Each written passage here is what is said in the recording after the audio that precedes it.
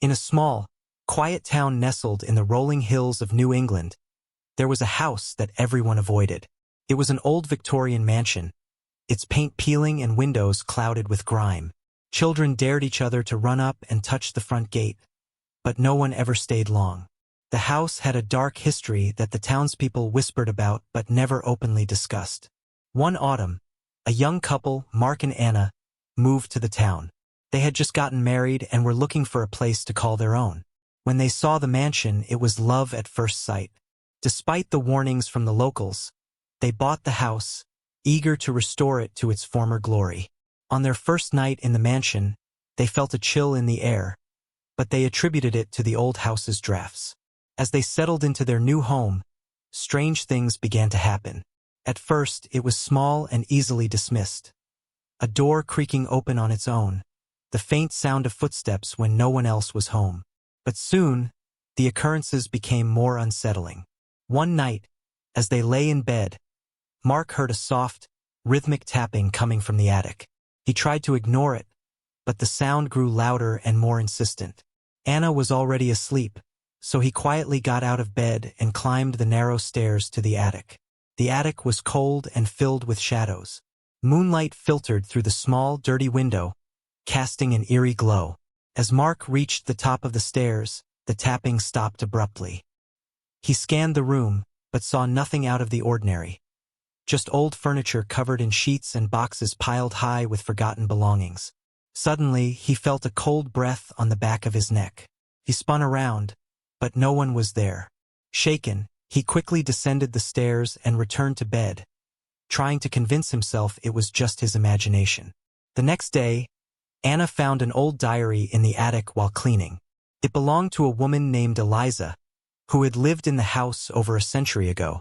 As she read through the entries, Anna learned that Eliza had been a recluse, driven mad by grief after her husband and child died in a tragic accident. The final entry was particularly disturbing. They whisper to me, the voices in the attic. They tell me terrible things. I can't escape them. I fear what they want me to do. I fear what I might become. That night, the tapping returned, louder and more insistent. This time, both Mark and Anna heard it. They decided to investigate together. Armed with a flashlight, they ascended the creaky stairs to the attic. The air was thick with tension as they searched for the source of the noise. As they moved deeper into the attic, the temperature dropped, and their breaths formed clouds in the air. The flashlight flickered, casting ominous shadows on the walls. Suddenly, they saw it, a figure standing in the corner, barely visible in the dim light. It was a woman, her face pale and eyes dark as coal. She stared at them, her mouth moving as if whispering, but no sound came out. Anna recognized her from the diary. "Eliza," she whispered, her voice trembling. The figure took a step forward, and the flashlight went out completely, plunging them into darkness. The air filled with a cacophony of whispers, growing louder and more frantic. Mark and Anna felt a crushing weight pressing down on them, making it hard to breathe. In a moment of clarity, Mark grabbed Anna's hand and pulled her towards the stairs. They stumbled down, the whispers chasing them, growing louder and more desperate. As they reached the bottom, the front door burst open, and they ran out into the night, not stopping until they reached the safety of a neighbor's house. The next day, they returned with the local priest, who performed a blessing on the house. The whispers ceased, and the house seemed to settle, as if relieved. Mark and Anna decided to sell the mansion and move away, leaving the haunted memories behind. Years later, the mansion still stands, its windows clouded with grime and paint peeling. The townspeople still avoid it, and children still dare each other to touch the front gate. And sometimes, on quiet autumn nights, if you listen closely, you can still hear the faint sound of tapping coming from the attic, a reminder of the restless spirit that once called the mansion home. Years passed, and the mansion remained abandoned, standing as a silent sentinel to its dark past. The townspeople continued to avoid it, and its reputation only grew with each retelling of the story. The mansion's windows became more clouded, and the paint continued to peel, giving it an even more sinister appearance. One day, a historian named Dr. Evelyn Carter came to the town. She specialized in uncovering the truths behind haunted houses and ghost stories. When she heard about the mansion and its history, she knew she had to investigate. Despite the warnings from the locals, she was determined to uncover the truth about Eliza and the mansion. Evelyn reached out to Mark and Anna, who had long since moved away but were willing to share their experiences. She listened to their harrowing tale and took notes, her curiosity piqued by the mystery. She also read Eliza's diary, which Mark and Anna had kept, hoping it might one day help someone understand what had happened. Armed with knowledge and determination, Evelyn decided to spend the night in the mansion. She wanted to experience firsthand whatever presence still lingered there. She set up her equipment, cameras, audio recorders, and electromagnetic field detectors, hoping to capture any evidence of the supernatural. As night fell, the mansion's atmosphere grew heavy with an oppressive stillness. Evelyn sat in the living room, the dim light of her lantern casting eerie shadows on the walls. She felt a chill in the air, and her breath formed small clouds. The house seemed to be holding its breath, waiting for something to happen. Around midnight, the tapping began. It was soft at first, but it grew louder and more insistent, just as Mark and Anna had described. Evelyn felt a thrill of fear and excitement. She grabbed her flashlight and made her way to the attic, her heart pounding in her chest. The stairs creaked under her weight, and the air grew colder as she ascended. When she reached the top, she scanned the attic with her flashlight. The old furniture and boxes were covered in dust, and cobwebs hung in the corners. She could hear the tapping clearly now, coming from the far end of the attic. As she approached, the temperature dropped further, and the flashlight flickered. She saw the same figure that Mark and Anna had described, Eliza, standing in the corner, her face pale and eyes dark. Evelyn's breath caught in her throat, but she forced herself to remain calm. "Eliza," she said softly, "I'm here to help you. I want to understand your story." The figure's mouth moved, but no sound came out. The whispers filled the air, growing louder and more frantic. Evelyn felt a crushing weight pressing down on her, making it hard to breathe. She realized she needed to find a way to communicate with Eliza, to help her find peace. She pulled out the diary and began to read aloud the final entry. The whispers grew even louder, and the figure seemed to waver, as if caught between two worlds. Evelyn continued reading, her voice steady despite the fear that gripped her. As she finished the entry, the attic filled with a brilliant light. The whispers ceased, and the cold air dissipated.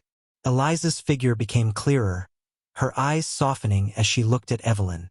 For the first time, Evelyn heard her voice, faint but clear. "Thank you," Eliza whispered. "I was trapped in my grief and anger. I can finally move on." With that, Eliza's figure faded, and the attic grew warm and still. Evelyn felt a profound sense of relief and accomplishment. She had helped a tormented soul find peace. Evelyn spent the rest of the night in the mansion, but no more strange occurrences happened. The oppressive presence was gone, and the house felt lighter, as if a great burden had been lifted. The next day, Evelyn shared her findings with the townspeople. They were amazed and grateful, relieved that the haunting was finally over. The mansion was no longer a place of fear, but a part of the town's history, a story of redemption and peace. Evelyn wrote a book about her experience, detailing the history of the mansion and Eliza's tragic tale.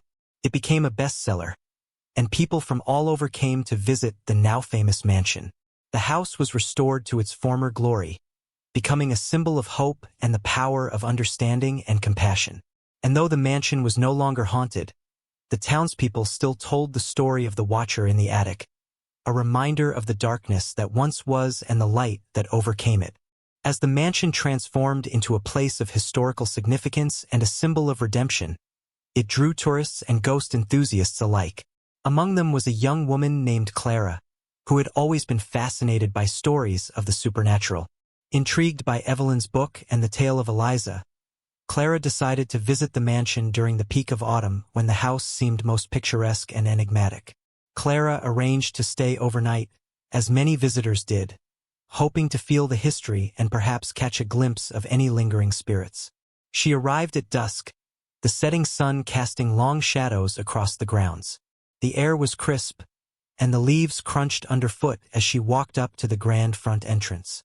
As she stepped inside, she felt an immediate sense of awe. The restoration had preserved the mansion's historical charm while integrating modern amenities. Clara's room was on the second floor, overlooking the garden where vibrant autumn leaves painted a beautiful picture. She unpacked her belongings and decided to explore the house before darkness fully set in. Walking through the grand halls, Clara admired the intricate woodwork and the historical artifacts displayed throughout the house. She found herself drawn to the attic, where the most significant events of Evelyn's investigation had taken place. The attic had been left much as it was, a sort of preserved site for the curious. Climbing the narrow stairs, Clara felt a chill, though the attic itself seemed peaceful. She spent some time examining the old furniture and the spot where Eliza's figure had been seen. The atmosphere was quiet, almost serene, but Clara couldn't shake the feeling that she was being watched. As night fell, Clara returned to her room. She sat by the window, reading through Evelyn's book again, captivated by the detailed accounts. Hours passed, and the house grew silent, with only the occasional creak of settling wood breaking the stillness. Around midnight, Clara heard it. A soft, rhythmic tapping, faint but unmistakable. Her heart raced as she recalled the stories. Gathering her courage, she grabbed her flashlight and headed toward the attic. The tapping grew louder as she ascended the stairs, just as it had for those before her. The attic was bathed in moonlight, giving it an ethereal glow. Clara called out softly, "Eliza, are you here?" The tapping stopped abruptly, and the attic fell silent. Clara held her breath, waiting. Suddenly, the air grew colder, and a faint whisper filled the room, though she couldn't make out the words. She felt a presence, and the shadows seemed to shift around her. "Please, I want to help," Clara said, her voice steady despite her fear. The whispers grew louder, more distinct, and Clara realized they were not in English. She concentrated, trying to understand, but the language was foreign to her. Desperate to communicate, she remembered a passage from Evelyn's book about a forgotten language Eliza had been studying. Clara pulled out her phone and quickly searched for phrases in the old dialect. She began to speak them aloud, feeling foolish but determined. The atmosphere changed, and the whispers seemed to respond. A figure appeared, translucent and fragile, but unmistakably Eliza. Eliza's eyes met Clara's, and for a moment, the room seemed to hold its breath. Clara spoke softly in the old language, repeating the phrases she had found. Eliza's expression softened, and the coldness in the room began to fade. The ghostly figure of Eliza pointed toward a corner of the attic. Clara followed her gaze and discovered a hidden compartment behind an old, dusty chest. Inside was a small, leather-bound book, filled with Eliza's writings in the ancient dialect. Clara carefully opened the book, and as she did, the whispers ceased. Eliza's figure grew more solid, her face peaceful. Clara realized that Eliza had been trying to communicate something important through these writings, a message lost to time. With the book in hand, Clara promised Eliza that she would ensure her words were understood. The spirit smiled and began to fade, the attic growing warmer and more tranquil. Clara felt a profound sense of connection and accomplishment. Over the next few weeks, Clara worked tirelessly to translate Eliza's book. The writings revealed Eliza's deep love for her family and her sorrow over their loss, but also her wisdom and hope for the future. Clara published the translated book, ensuring Eliza's voice was finally heard. The mansion, now free of its haunting presence, became not just a historical site, but a symbol of resilience and understanding.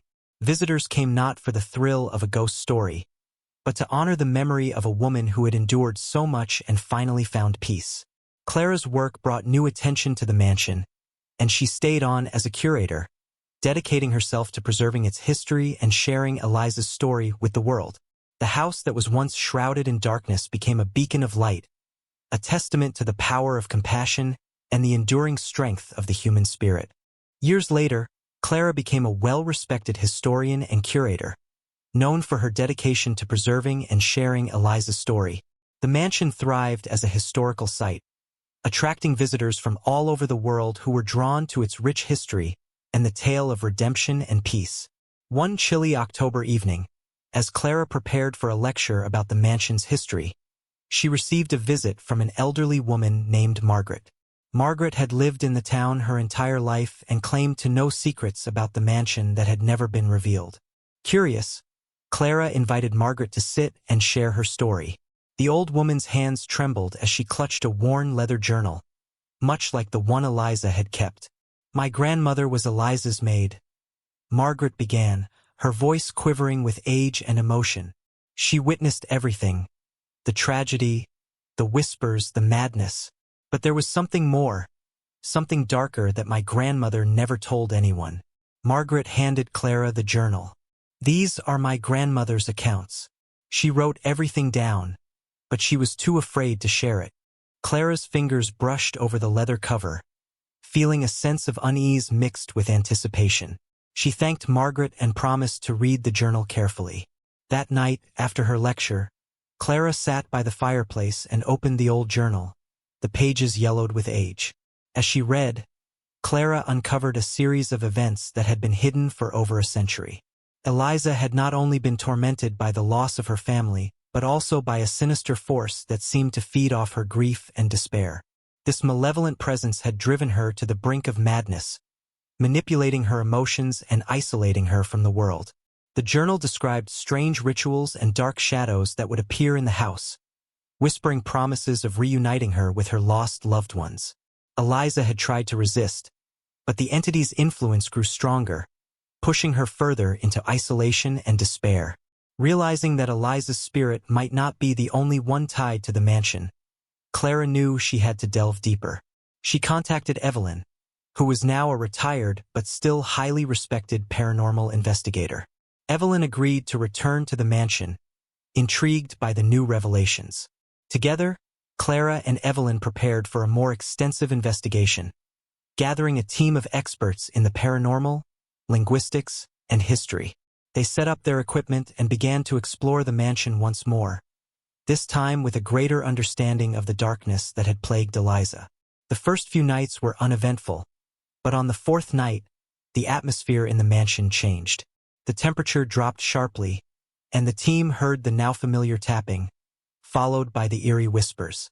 This time, the whispers were more distinct, almost forming coherent words. Clara and Evelyn led the team to the attic, where they set up a protective circle and began to read from Eliza's translated book and Margaret's journal. As they recited the passages, the whispers grew louder, forming into a cacophony of voices. Suddenly, a dark, shadowy figure appeared, more menacing and defined than Eliza's apparition had ever been. The entity radiated malice, its eyes glowing with a malevolent light. It roared, causing the ground to tremble. The team held their ground, chanting the protective incantations they had prepared. Clara, clutching Eliza's amulet, stepped forward. "You will not torment this place any longer. Eliza deserves peace, and so do we." The entity recoiled but didn't disappear. It writhed and twisted, its form flickering. Evelyn, recalling the ancient incantations she had learned, began to chant in the old dialect Eliza had studied. The team joined in, their voices merging into a powerful resonance. The entity let out a final, agonizing scream as the protective circle glowed brighter. The dark figure shattered into fragments of shadow, which dissolved into the air, leaving the attic warm and still. The oppressive presence lifted, and a sense of profound peace filled the room. Eliza's figure appeared one last time, her face serene. "Thank you," she whispered, her voice clear and grateful. "You have freed me." With that, she faded into the light, leaving behind an attic that no longer felt haunted but rather at peace. Clara and Evelyn knew their work was done. They had not only freed Eliza but also banished the darkness that had plagued the mansion for over a century. The mansion's story was now complete, a testament to resilience, understanding, and the power of compassion. The mansion continued to thrive as a historical site, its dark past fully uncovered and understood. Visitors came not only to see the beauty of the old house, but also to learn about the incredible journey of redemption and the triumph of light over darkness. And Clara, with her newfound knowledge and experience, continued to preserve the mansion's legacy, ensuring that its story would be told for generations to come.